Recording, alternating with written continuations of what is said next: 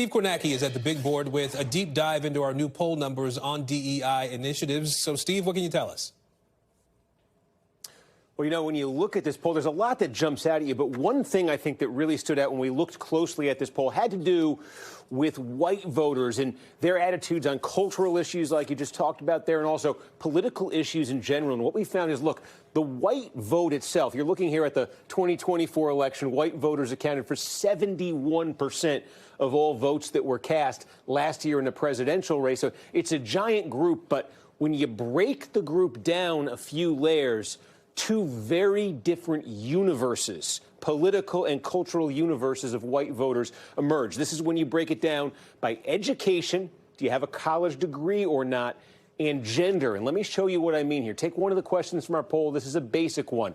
What's your opinion of Donald Trump? Is it positive or is it negative? Now, among all white voters, it's 52% positive, 45% negative. He's mildly popular, Trump is, among all white voters. That big group is 71%. But break this down by gender and education. White men who do not have at least a four-year degree, a bachelor's degree, talk about blue-collar white men, generally speaking here, 69% positive for Trump, 28% negative by a 41-point margin.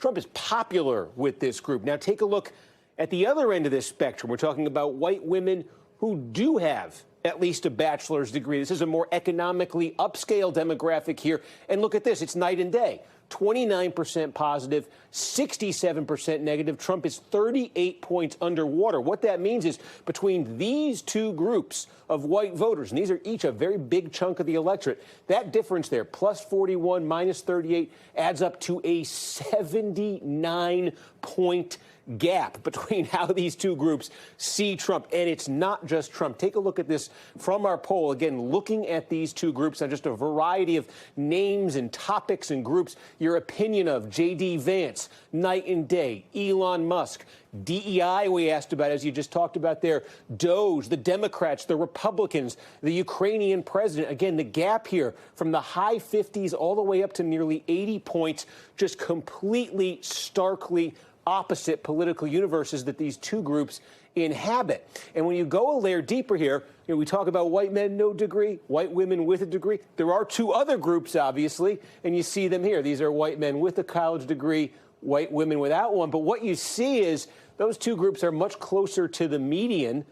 So you see what an outlier these other two are. And you also see this. White women with at least a college degree, the only group of white voters that really kind of is on the left politically, aligned with progressive causes, democratic politics. Give you an example here. It's that DEI question, right here, that we asked about in our poll. We had two big statements we read to voters. Basically, do you want to continue DEI programs or do you think they should be ended? And again, look at this divide here.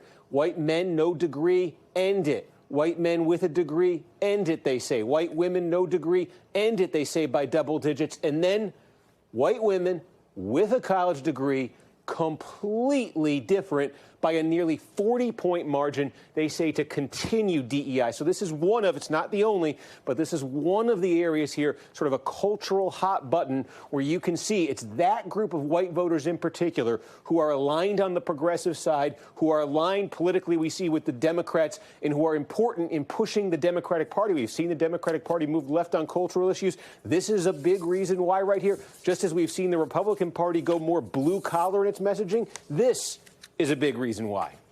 Thanks for watching. Stay updated about breaking news and top stories on the NBC News app or follow us on social media.